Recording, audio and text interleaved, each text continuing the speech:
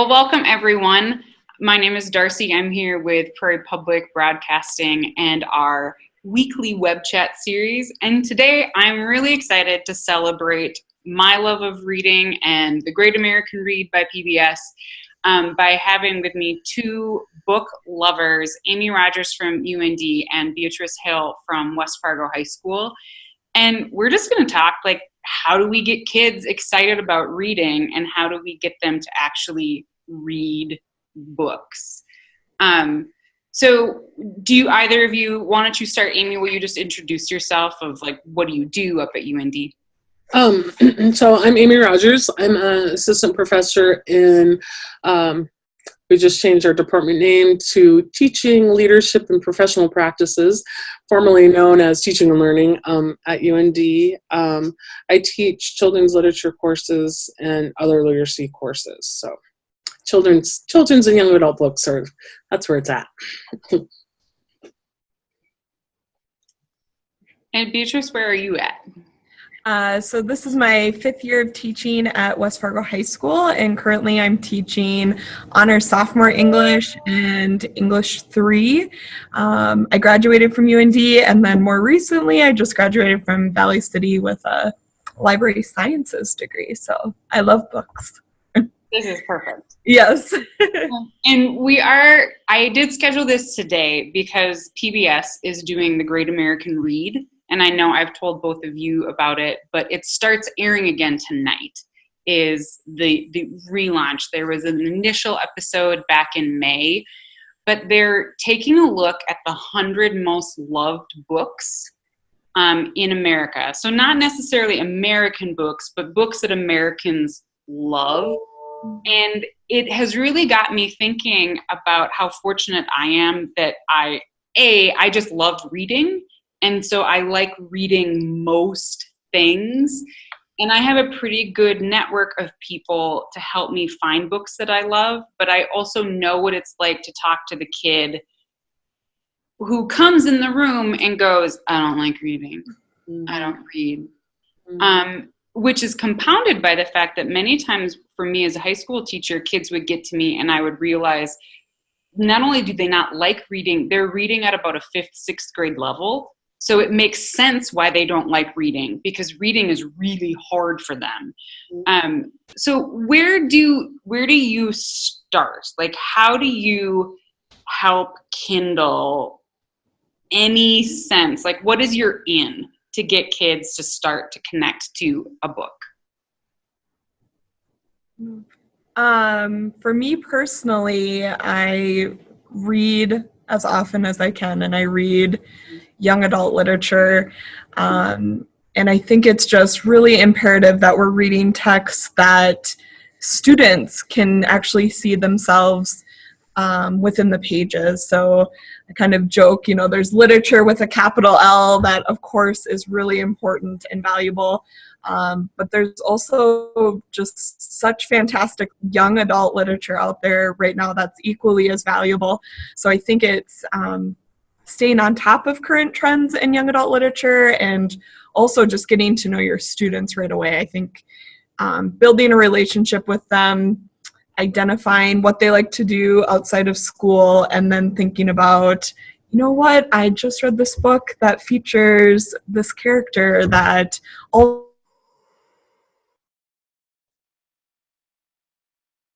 Uh-oh. She froze. Well, I will pick up where she left off. And that's great. And on the resource slide, what you're seeing is this resource packet that if you're watching the video, the resource packet is in the video description.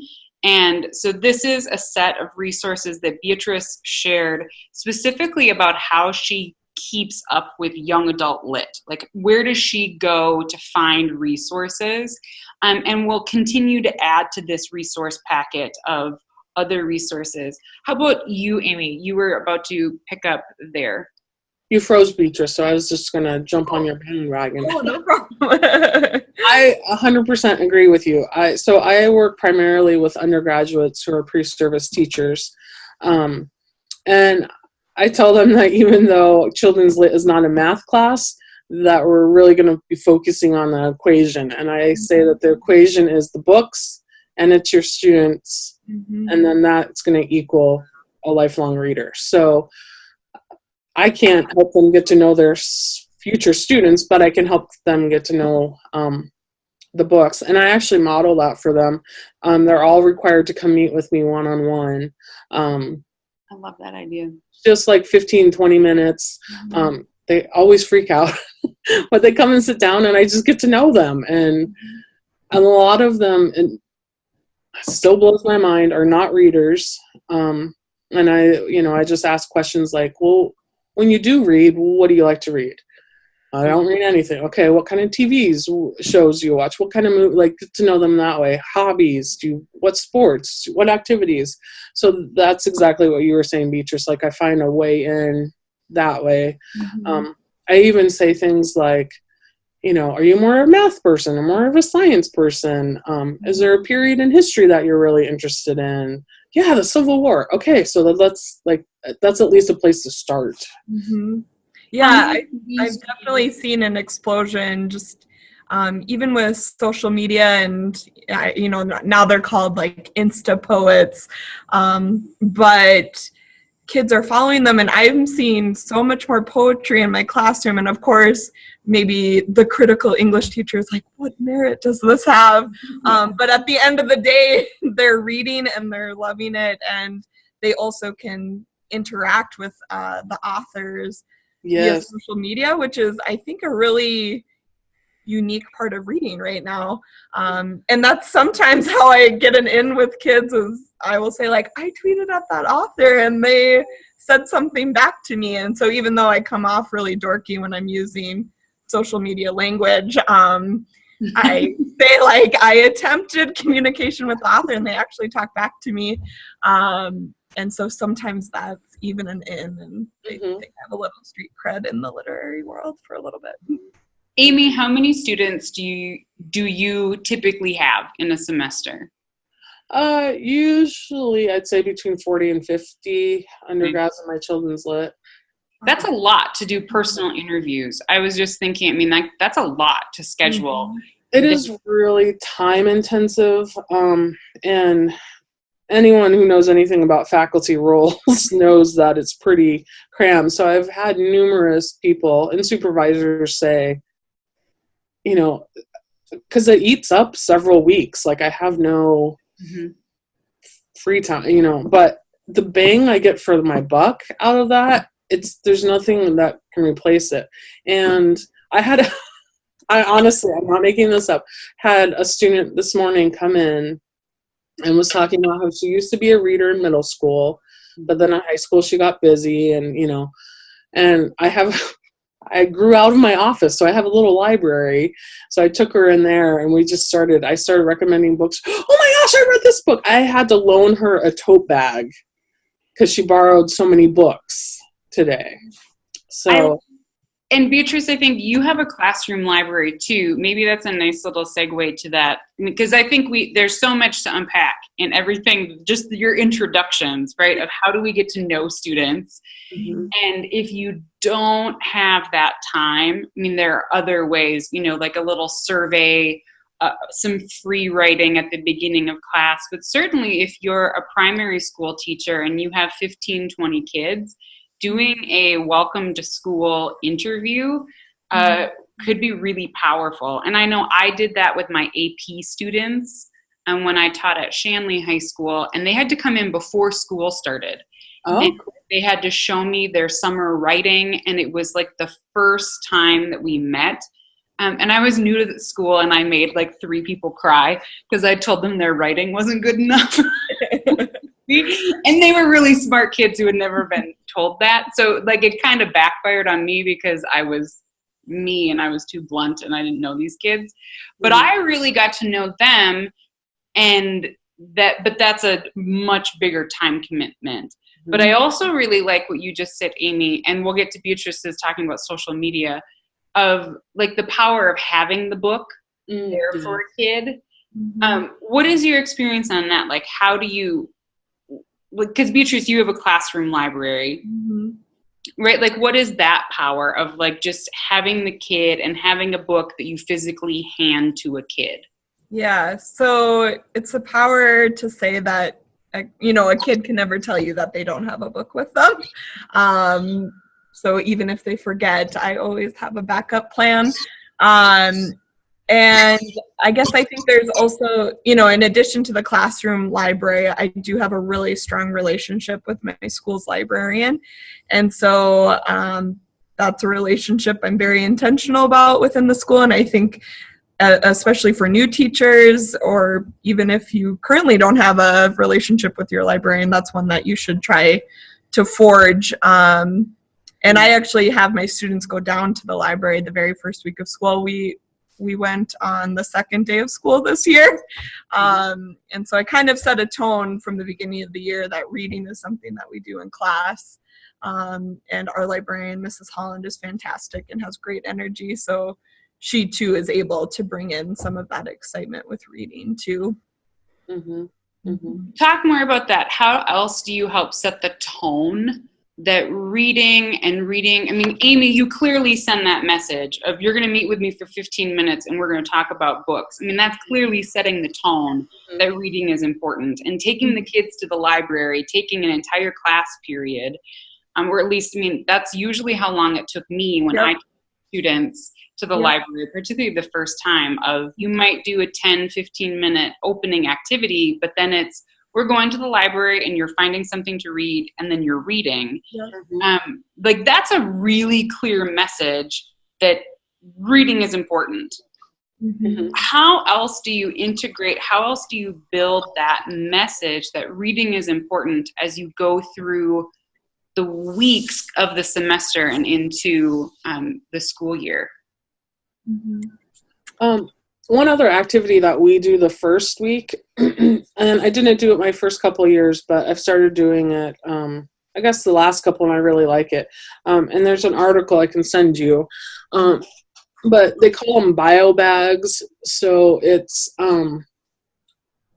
basically what it is that I ask students to bring in 3 to 5 books that have been meaningful to them at some point. Like it could have been yesterday or it could have been, you know, when they were 3 years old. So they bring them in. So I ask them to either have the books on hand or at least like a picture of the cover. And they each have a couple minutes to talk about their books. And you see, you know, I watch the students, and this is our second day of class. We sit in a circle and you watch the students go, oh yeah, I forgot about that book. Or, you know, they share stories about, this was my book that I always read with Grandpa. We always had it at our lake house, and this is my book with Grandpa. And so we talk about those connections. And then I do a really cheesy activity. I even have the yarn. I take a ball of yarn and ask one student to hold it, and then they toss it back and forth to people that they've had a connection with based on a book. And I talk to them about how, you know, not only is reading important because you need to learn how to read and, you know, all those kind of academic skills, but then the connections that we have between people as a result of shared books. So it gives us a visual. And then I also talk about, it's cheesy, I know, but I also talk about that. I think I'm envisioning it even in a high school classroom, of the impact of just having, you know, a 5-minute, like having a couple little shares. And I love the string connection. I mean, in that's a great activity that connects to a whole bunch of other discussion formats within a classroom of like, let's connect all these dots. But I love that metaphor that books are part of what connect us, like that we have these. And what you said too, Amy, that experience, even older kids, the most jaded junior or senior in high school remembers a book that they loved when they were little.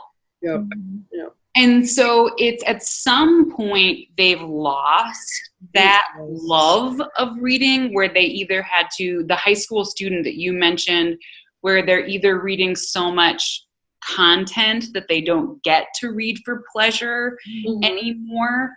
So I love that you're opening that door of let's just talk about, without judgment. I don't care if the book that you loved was the Berenstain Bears, or Hatchet, or, you know, To Kill a Mockingbird, or, you know, some crazy, dense, whatever. It doesn't matter what that book is. It's just that love of that book. Because I do think that, and I'm not saying that I would let my students read the Berenstain Bears as juniors in high school, but I know that every once in a while, because I would catch myself being a little like, like you should be reading something that's harder or like more advanced or, you know, like more high school appropriate if they would get a book that was kind of a 7th or 8th grade book. Because I had quite a few students who liked to read Chris Kutcher books, or some things that in my head I was like, oh, like this is kind of, you know, like a 7th, 8th grade book. And I really had to check that attitude because that's not what it's about. Like if they're reading for pleasure. Yep. I know I had kids floored like, oh, you'll allow me to read a graphic novel, and I was like, yes, that is reading. So yeah, I think checking those, you know, I have similar reservations sometimes, but then I reflect on even my personal reading life and know that I gravitate towards books that are well below my reading level, but sometimes you just need something light and fun or. Well, and how often do we use the term beach read, right, as adults? Like we recognize this as an entire genre, that there are books that we read that are just for fun. Yes. Because they're entertaining, and we read them because they're light. And it's been some of the complaints about the Great American Read that there are some books that people don't think of as being scholarly. And I have read, my reading challenge for myself this summer was to read books from the Great American Read list that I hadn't read. Because there's 100 books on there. I had read about 40 of them when I first took the reading quiz last May. And now as of this fall, I've read 62. So I read like 20 books off of this list this summer. And I can't say that I loved every book, but it was very good for me to read some of these books and go, I do see why other people love this. And this would have been a great book for me to recommend to a lot of students. Like that for me as a teacher, if I'm going to recommend books, I might have to go outside my range. And some of those were just they were very famous standard books that I was like, I don't really want. I have not broken down. I have not read 50 Shades of Grey. It's on the list. I have not read it. I'm not sure I can do it. But you've also read it. I don't know if I can break that one either. I just don't know if I can do it. But I really enjoyed reading so many of the other books, and I think that that's one of the challenges that we have as teachers of reading for pleasure is very different than reading for analysis skills and literary merit. Yeah. You do book love at West Fargo. Can you talk a little bit about how book love, talking about reading for pleasure, can you talk a little bit about how book love functions? So I would say the Book Love initiative started a couple years ago, and it's something that our department has really embraced. And I shared this statistic with Darcy, but in the first week of school, our library checked out over 1,000 books. So that's nearly the majority of our student body has a book in their hand within the first week of school, which is really incredible. So it's kind of been a push from the English department. The way that I run it is my students read for the first 15 minutes of class, Monday, Wednesday, Fridays. Some teachers pick a day of the week and the students read for the whole period. I personally feel like their stamina is better for like shorter increments of time and they maybe are actually reading. And when I always liked doing Fridays were reading day Yes. has made my week so nice. And I can read for an hour. Yes, me No too. problem. But I asked my seniors, I was like, this is really dumb. I'm basing this off of my reading behaviors. Right. So I told the seniors, we're going to read for an hour a week. We can either read one day, the entire hour. We can read 2 30-minute chunks, or we can read 3 20-minute chunks. Right. And I let my students vote. And I even let them, I lucked out and all the students generally agreed, but I was even open to, there are enough like module components of my weekly lessons that my different sections, we could have done it differently, depending on which section I was in. Yeah. Yeah. But I found the students were very honest, and in general, my students said, yeah, we can't read for more than Right. Yes. Yes. Yep. Yeah, one of my students this week just figured out the math of the reading. They're like, oh, you're actually making us read a period a week. And I was like, yeah, I am. You devil. Yeah. Yes. So I always read during that time. I'm and never, that's very important, right? yes. Like, Yeah, it's very easy. You could easily catch up on your email or, you know, maybe a quick task. But I always want to make sure I'm modeling the practice and also show students that I love, you know, I'm asking this of you and I think it's really valuable. So I want to show them that I have a stake in it too. and this comes from Penny Kittle's book, Book Love. And I was I taught with Beatrice at West Fargo, and so I was part of that English department decision. And I had done book club at previous schools as well. And kind of like a lot of elementary schools will have the reading block, well, right? Or sustained silent reading. Whatever you're calling it, SSR or your reading block or your book club, it's just that dedicated time that we are reading. I did, though, allow students to read on e-devices, and I allowed students to listen to books with their headphones. I kind of was trying to embrace that whatever you can, and particularly if there was something we were reading in class, I would encourage them to do both. Like if you're listening to it, since we're sitting still in class, if you're just listening, you could really lose your focus. But why not listen with headphones and follow along in a hard copy of a book? And I was surprised the number of juniors and seniors who they tried that for the first time after I recommended it, and they would look up and go, that was 20 minutes? And I would say, yeah. And they literally, I had one senior look at me and he goes, I have never read for 20 minutes in my life. But for him, the audio helped him focus, whereas when he was just trying to read a book, and I think he was a kid that reading was kind of hard for him. And so when he was trying to read, he would get easily distracted. And he finished an entire chapter in 20 minutes, and he was blown away. He was like, I read a whole chapter of a book in one sitting. And I was like, yeah, but now we have this strategy, like we need to find audio versions of books for you. Yep. I would recommend The Book Whisperer, Reading in the Wild by Donald Miller. So very similar to Penny Kittle, but Donald Miller was in middle school, but I would say Penny Kittle's like for the secondary, and then Donald Miller's like for elementary and middle, I'd say, but same ideas.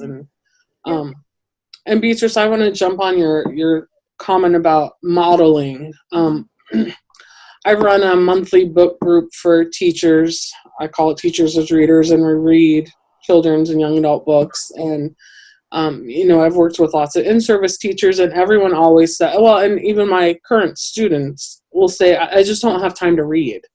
And I try to stress to them that it's not, you know, it's not about sitting down and reading for 3 hours when you go home from work. I mean, no one has time to do that, but it's about having a reading life. If we're going to expect our students to have a reading life, you have to have a reading life. If that means reading for 10 minutes before bed every night, until you fall asleep, whatever, it doesn't matter, but you have a reading life. It might take you all semester to get through, the latest Dean Koontz or whatever it is you're reading. So I think that's really important too. I feel like we as educators are really bad about emphasizing quantity as well as quality. Like, there's nothing within any book that dictates the quality of it. Reading is reading is reading. I have not read 50 Shades of Grey either. Twilight. All the words that were used to write Twilight are the same words that were used, in To Kill a Mockingbird. So there's no qualitative difference there, and I feel like we just have to get away from that. Like when we're talking about the qualitative different in terms of what skills it's building for a student's brain, it doesn't really matter what they're reading. And I would argue that we do know that if they're reading something that's too hard, that's not of interest to them, or they don't feel is relevant, it is a huge disincentive to continuing to read, and they no longer feel that reading is important because it's not enjoyable and it's not pleasurable. And the other thing I really emphasize with my pre-service teachers is I can sit and talk with them now, and they're able to talk about it, and I'm not knocking anyone, but like they talk about having had to do accelerated reader throughout their schooling. And how that just created like a distaste for reading for them, or for a lot of them. And so I say to them, okay, you have to remember this. And there's something about teachers, and I do it too, I'm guilty of it too. As soon as we hit that classroom door, we seem to forget all of our experiences as students and forget that we didn't enjoy that. And yet we do it for our students. No one likes to be told what to do or told what to read. Like, I don't know. And that's a hard thing, right? Because we want to there's this we want to hold kids accountable. Right. If they're doing something that they are reading, but we also want it to be their choice, and that it should be open. I put on here, because even with book love, when students, they had to finish one book a semester. And that was my accountability piece. And I do question that, because I agree with you, Amy. It's about you should be doing whatever you can. And I've taught at schools where there was a page requirement, you had to read 1,000 pages a semester. And we kept book logs at this school that I taught in Wisconsin. So when a kid would finish a book, I entered it into a database that all of the English teachers had, because we were tracking to make sure kids didn't reread books. I know. There's part of me that hilarious, because so many times have I read The Great Gatsby. I know! It's so counterintuitive. It's exactly what Amy was just talking about. We do these things that we know aren't.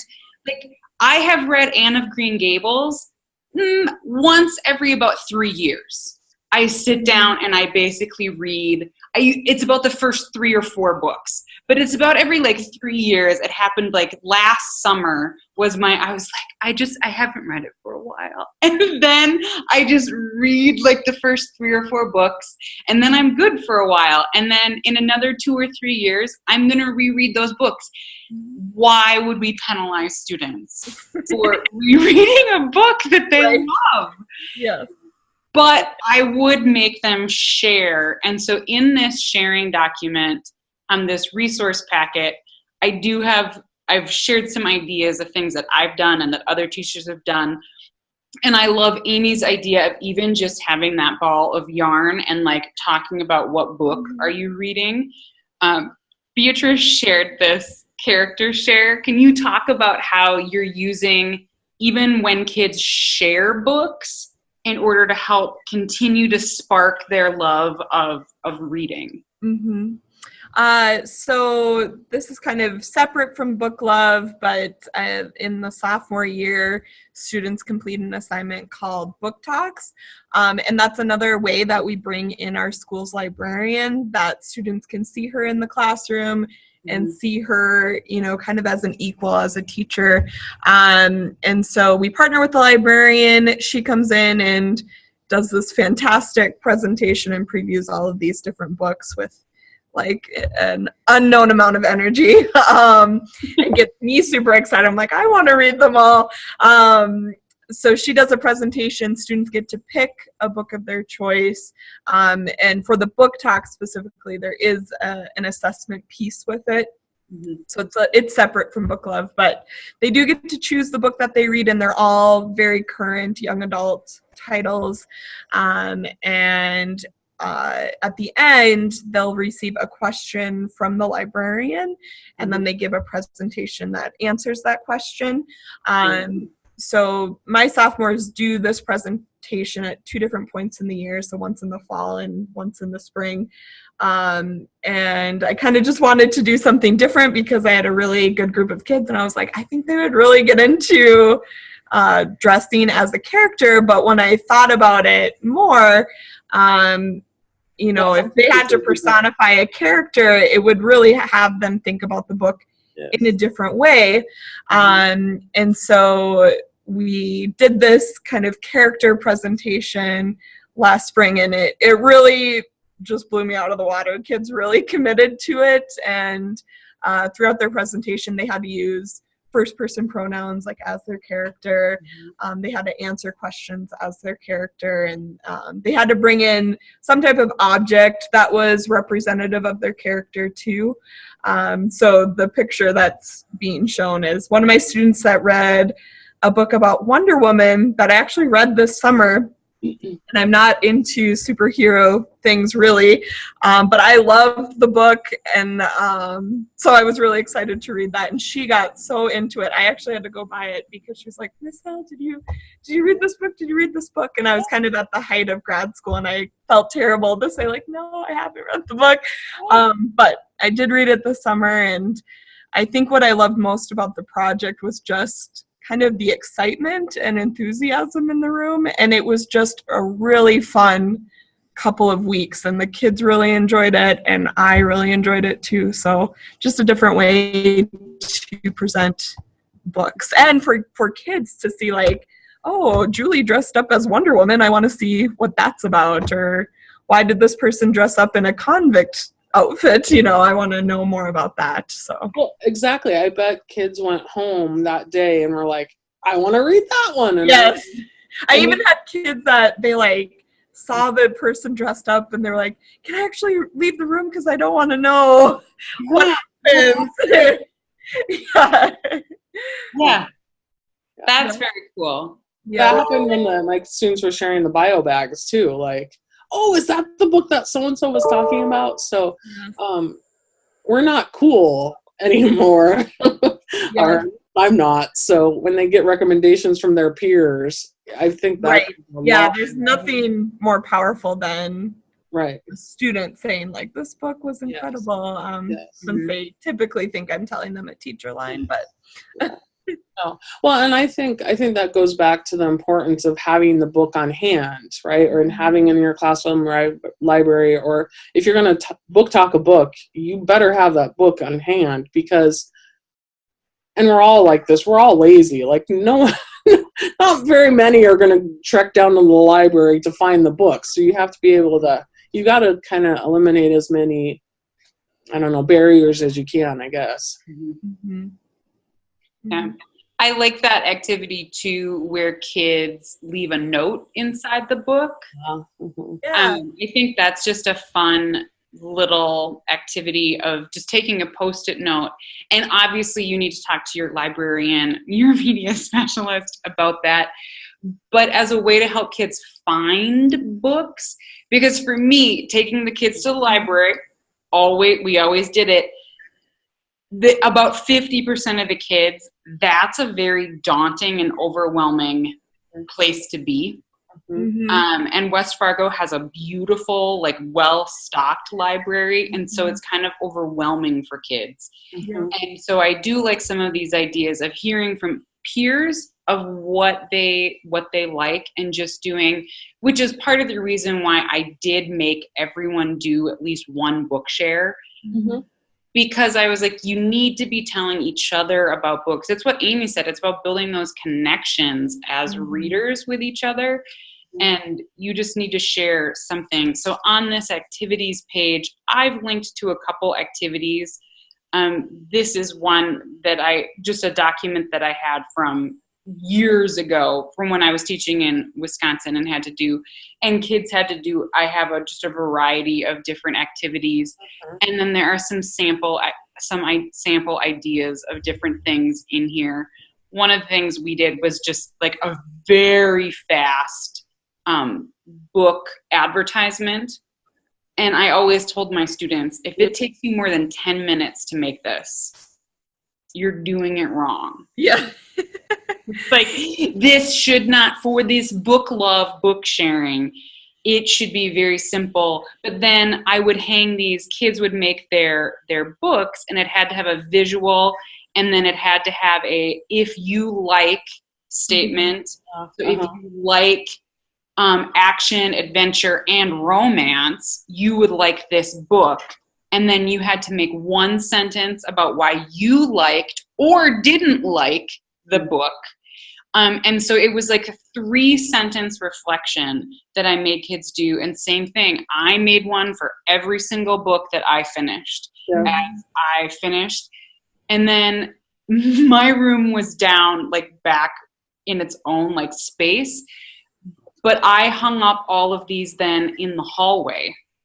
And so it was just like book recommendations. And so kids could look through and see the other covers.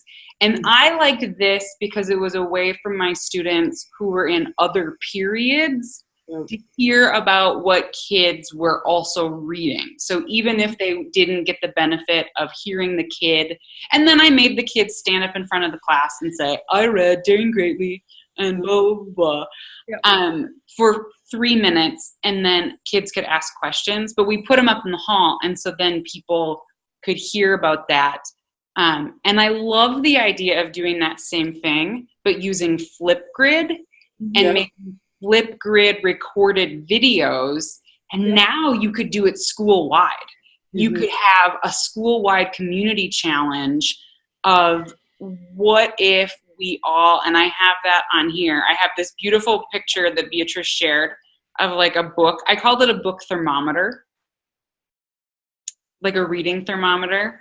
But what if you created a school Flipgrid, had one thing, had different kind of channels, like different topics and categories, and students record their second video review of a book.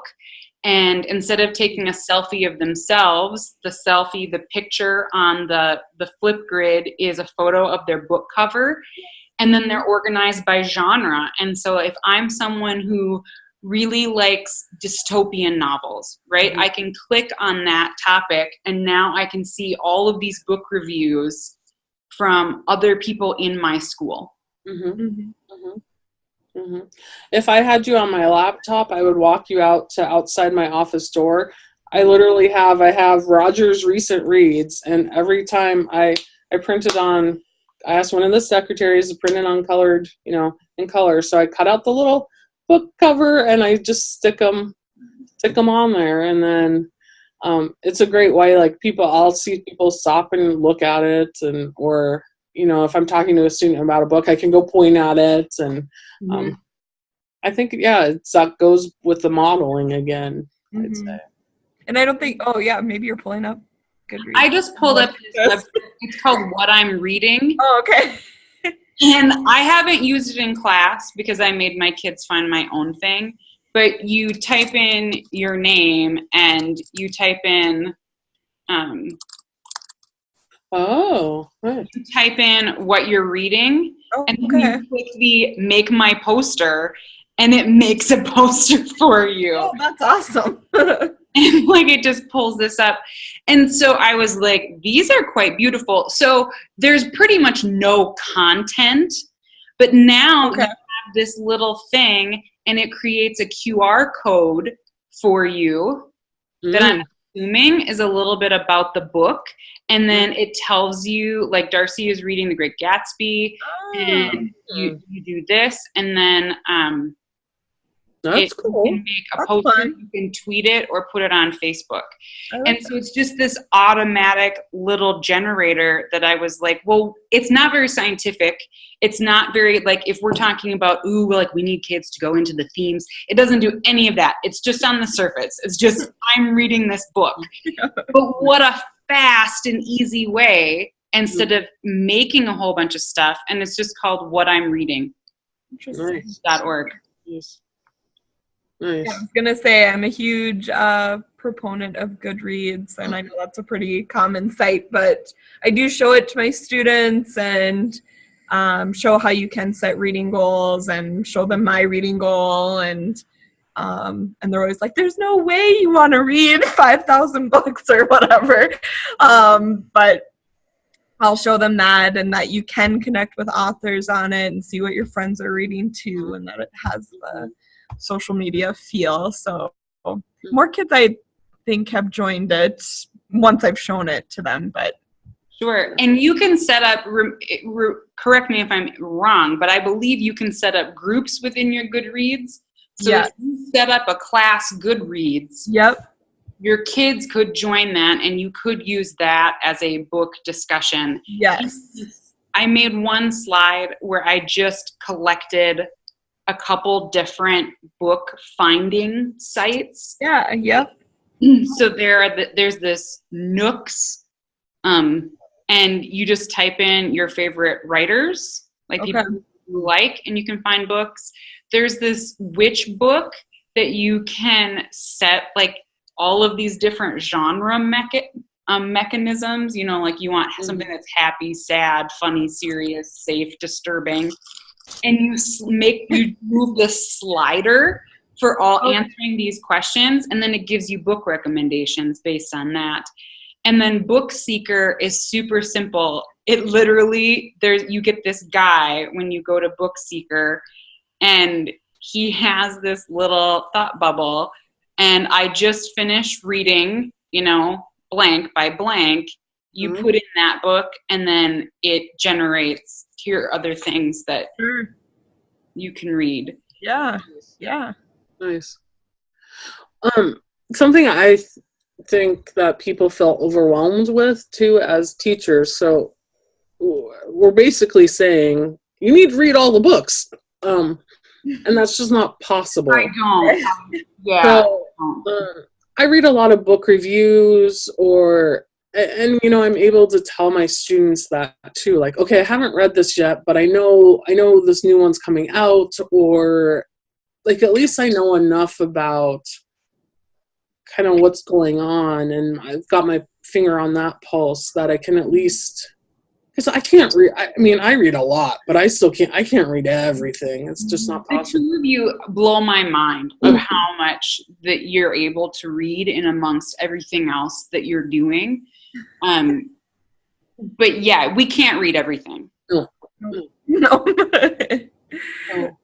And it's just about making time and making a priority. And my undergrads crack me up because I don't have time.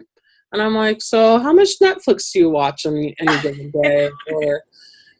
And I think that's it's true of traveling, and it's true of books. Like, I think it's always good to have places that you haven't visited yet, or books you haven't read yet, because then there's always a new destination to go. So even though when I show my kids my Goodreads account, which on my to-read list, I think there are like 800 books on there, and I don't think that's an exaggeration. Like, that's my to-read list.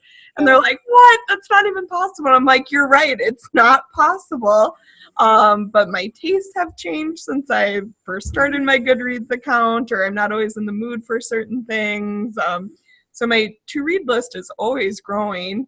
And I don't think that should be intimidating, nor should we place like kind of a burden on ourselves that, oh my gosh, I didn't read 25 books this month. It's not possible. But I think to show your students that you're actively interested in it and that you kind of always have, something that you're looking forward to or something to pursue.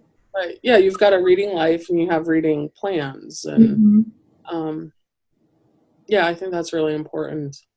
I could sit and talk to you ladies for the next 8 hours, but I have to go teach my class. No, you do. And we're kind of at that end. I wanted to throw out one more idea for people.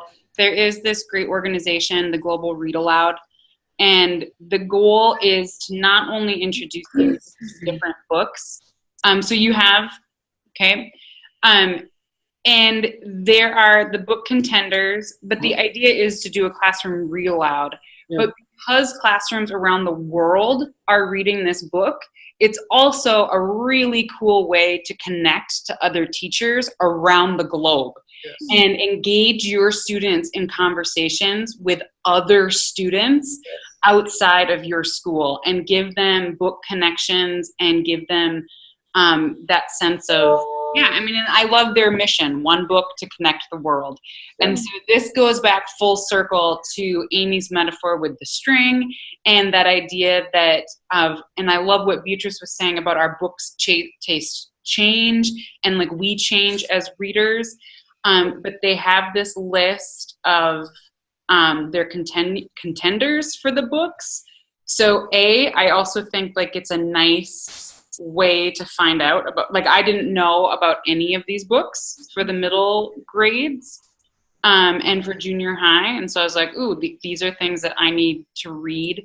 But then there will be one book and then you can have conversations and engage. And what a cool way to help kids meet other readers around the world. And so they pick different books at every age level. And so there's something for no matter what you're teaching, there's something in in the Global Read Aloud that would help you connect there. That's really cool. And classes Skype each other, maybe 2 third-grade classes are both reading a boy called Bat. And it's really cool. And I think the author of Amal Unbound is really going to be involved in it. And like they get on and tweet and it's cool. And that goes back to what Beatrice was saying too about there are so many authors who are on Twitter and Facebook that if you tweet one of those authors and ask them a question, a lot of authors are really good at engaging with their readers. Yeah. And that is like, the hate you give, Angie Thomas. I tweeted at her and she said something back. So even like people that are really exploding right now, I think it's just a really unique experience that they're connecting with their readers through that platform. And I think it makes it feel more intimate in a way. So yeah, I think that's a great platform for teachers to use, for students to use. Yeah, and there's no reason why you can't. All that an author can do is say no. Right. But there's no reason why you couldn't tweet at an author and ask them if they were willing to do a Skype session with your class. There are lots of authors who do that, who their whole publishing company has a system, and I'll add some of those links to this Sparkle Love of Reading. But you can set up interviews with authors in your classroom. So what a great way to explore a text, read something with your kiddos, and then have the actual author in your classroom to World Read Aloud Day happens, I want to say in February, and there's a lot of authors on that day who will do free Skype sessions, and I've done it the past couple of years with my children's lit students, so they're undergrads, and we read one of their books, and for some of them it's the first author they've ever interacted with, and they're in college, and like they, afterwards we kind of talk and process, they're like, I didn't know they were like real people and real, so it's cool. It's cool to do. So I will send you some resources too, but this was fun. We should do this again. A nice little virtual book club. Yeah. Thank you both for sharing these ideas. Every time I do one of these, since I'm not in the classroom anymore, every time I do one of these, I'm like, but now I don't have my own student to like ideas with tomorrow. But I'm so excited that your students have you as book advocates, and thanks for sharing these book spark ideas with other teachers. We can all do more to help kids develop a love of reading. And not just kids. I've been turning undergrads into readers too. Yeah. So yeah. Thank you. Yes, thanks for organizing. Sorry to leave. Yeah, thanks everybody. Yeah.